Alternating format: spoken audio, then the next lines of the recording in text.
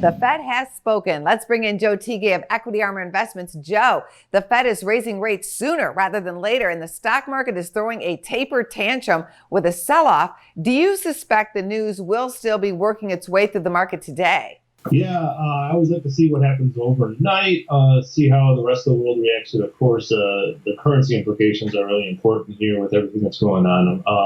And so, yeah, I want to see what happens today and follow that move accordingly. Now, obviously, the Fed's getting these projections, and we're really watching the back end of the curve. That's been coming in strong lately. I want to see how that happens, and the big implication, of course, is financials.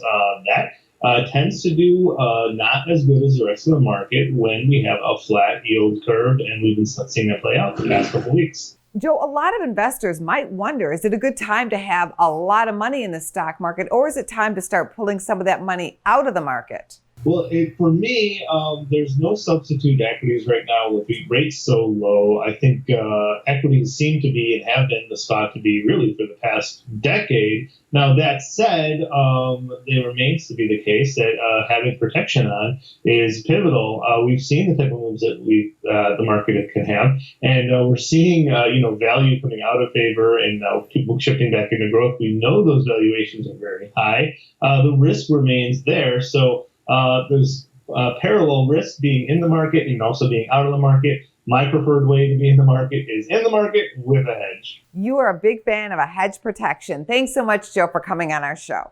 Thank you. For more Business First AM, check us out on social media. We're on Facebook, YouTube, and Twitter. And go to businessfirstam.com for where to see our show on TV.